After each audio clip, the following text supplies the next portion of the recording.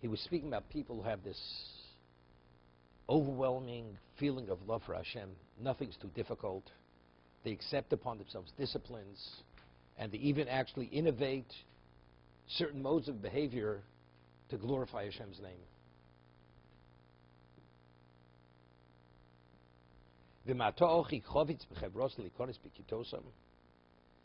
He says, my brother, if you want to have an interest in being associated with this group of people and to enter into their circle, azov moshe olomcho, you have to abandon all the excesses of life.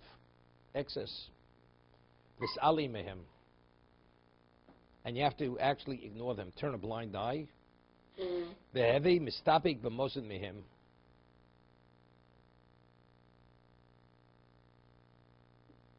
Yeah. He says you should be content with the necessary minimum. V'hargil atzmo lamad b'ladeim. And you have to condition yourself to be able to exist, to be without them. V'okal torach iskei ha'olam me'al nafshecho. And you should lighten the burdens of your involvement in the physical world from your soul. You know, we had in the Mesilas Yesharim writes, Moshe Chaim Luzzatto, he says something phenomenal. He says, the majority of a person's time is occupied with what? Earning livelihood. And also attending to our physical needs. Right? That's what it is. So he says, but you realize it's all rooted in ego. In ego.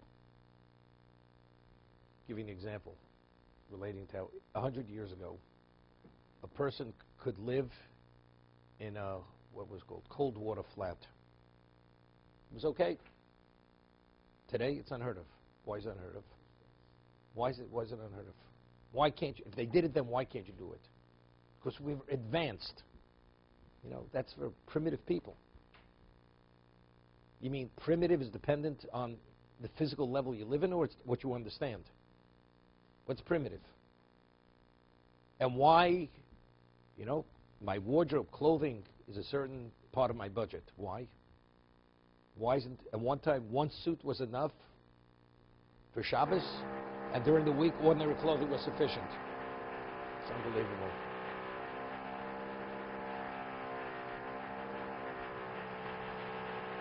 Okay? So he says, you see clearly, the Ramchal, that it's all ego. It's not appropriate. It's beneath my dignity. Why is that your dignity? So why do you have to live in this kind of home? Why do you need this quality furniture? Every aspect of expense is all rooted, it's determined by the ego.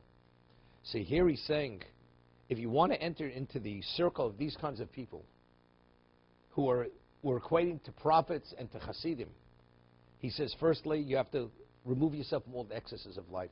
Now, there's always a question of what's excess. Everybody has their understanding of what excess is. Secondly, you have to turn a blind eye, and you have to only take what the minimum for your physicality, and you have to be conditioned to get along without them, because otherwise you're distracted. Your mindset is preoccupied with that. And you will lighten the burden of the involvements in the physical life from your soul.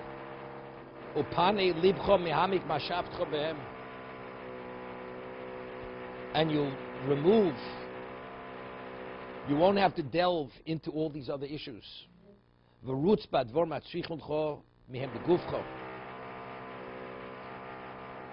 you should flee from all the things that are needed for your physicality. It should not be in your heart, should not be in your interest. It's like a person has to drink take bitter medication. Do you look forward to it? You take it and you're over with it. It's not something you think about. It's not something you want. That's the way all your physical needs have to be addressed. I do what I have to do. Once I've done what I need, to the degree that I have to, then I'm on to what I have to do. That's the way a person should look at his physical needs. Why are you drinking the bitter pill? Why are you taking the bitter pill? Because you have to. You have no choice. It's something you detest. So you're lightening the burden of its bitterness. It's purely only to remove the damage. That's the way you have to look at all your worldly needs and necessities. But there's always a question, what's a necessity? Once you have it, it becomes a necessity. That's it. Especially a person who's raised within a certain standard of living, right? That becomes the necessity. At one time, a person who get along with less wasn't a problem. But a person who's raised that this is the standard, so if this is the standard less than that, you feel denied, you feel deprived. You realize, I'll give you an example. Rav Yaakov Kamenetsky, Zech Tzaddik Levrocho, was once the guest of honor at the Torah Masura dinner. So Rav Yaakov Kamenetsky speaks, and every school has a board of directors. And we're still, even a religious board of directors, observant people. And teachers in yeshivas were always paid very poorly, very poorly. Why? He's a malamed. Malamed gets paid like a malamed. There's a certain pejorative term, malamed. And that's the way. So Rabbi Yaakov gets up at the dinner and he says, it's true. Person's a teacher. He has to sacrifice to teach Jewish children to disseminate Torah.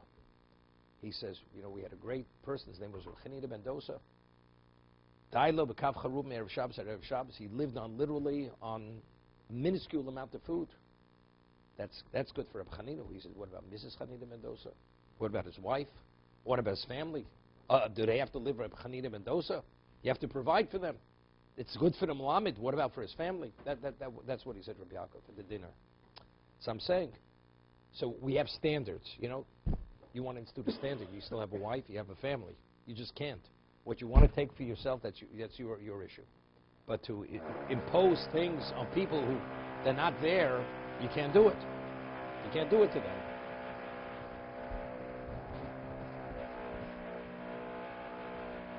If you read that book, All for the Boss, we mentioned yesterday, Mr. Herman, a good part of his life, he fasted every single day. The only day of the week he didn't fast was Shabbos.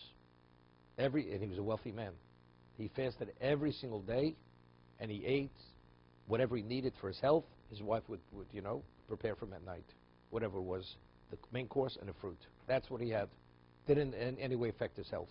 He was healthy till the end of his life. He felt that was his thing. He could get along without eating, didn't eat. That was his investment in his spirituality. Not saying, everybody should do it, but he's saying, but we're talking about things that are really excesses, what's superfluous in life. Why distract yourself? You call your wife, did you get the first cut today at the butcher? First cut, second. What about the what's his name? The special fish. I just saw the advertising in the paper. I don't know what it is. It's a kosher fish store. It's called oyster steak. Oyster steak. It's kosher. There's some kind of kosher oyster steak. $27.99 a pound. You understand? So we're not talking about, if you want to have oyster steak, that's what you're going to pay. That means you have to earn that amount of money to be able to afford to buy oyster steak, whatever it is. That's not excess. It's L'Kovid Shabbos. What about during the week? Okay. It's excess. But if you institute as part of your, that's part of your menu, okay, so you expect it. That's not excess. But there are many things like this. And it's all distraction. He says, you should know, he says, your worldly engagements will not add to your livelihood. If a person truly believes, right, that one's yearly stipend is determined from Rosh Hashanah to another, okay, and you truly believe that, so what are you distracting yourself? Why? For what reason? Ultimately, if it's meant to come, it's going to come. If it's not meant to come, it's not going to come. No, it has nothing to do. Firstly, there's ishtadlus. And davening is a whole different concept. Davening is that you should be worthy. If you don't ask for your needs, then you're not aware as a human being where they're coming from. I mean, there are many, many things. Now, I once asked the question. We speak about hishtadlus. The Ramchal writes, why does a person have to take the initiative? If everything's predetermined, preset every year, what do you have to take the initiative to earn a livelihood? Right? Why? So he explains, because After Adam ate of the Eitz Hadas, Hashem says to Adam, the punishment is b'zeis hapecha toch alechem. So therefore, by the sweat of the brow you shall eat bread. That is the obligation to activate what's meant to be yours. You have to take the initiative. That's b'zeis hapecha, by the sweat of your brow. Okay? Now, it depends who you are. If a person is at a certain level, I'll give you an example. Rabbi Yisrael Salanter, to take out time to buy the Austrian sweepstake. You know something? For him, that's a major distraction from his Torah. That's sufficient. That's his initiative. He didn't have to do more than that. Every year worked out, he had sufficient. He had sufficient amount of money. He didn't have to win the lottery. He didn't win the sweepstake. But somehow, he took the initiative, it happened.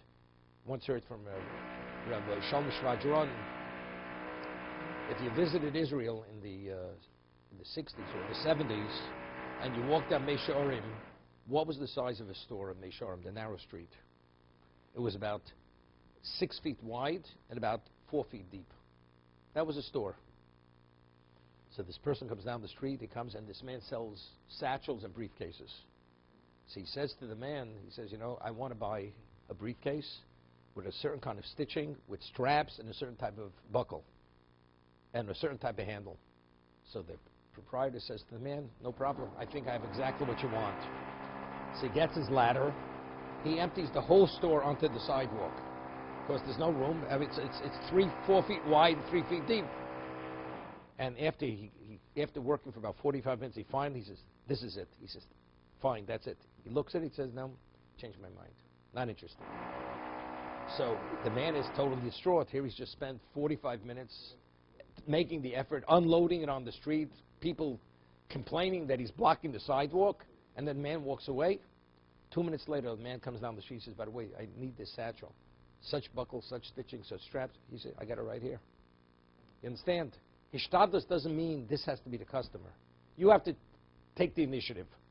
Ultimately, you take the initiative, it's going to happen. It doesn't have to be this person or this deal. That's sort of Shalom Shradron. The same thing. He bought the sweepstake, Austrian sweepstake ticket.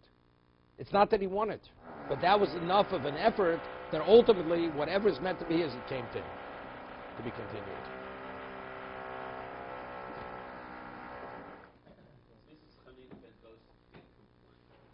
Doesn't say she complained. No, but she told him to give it back. No, she said to give it back. She had the dream. He didn't have the dream. She had the dream.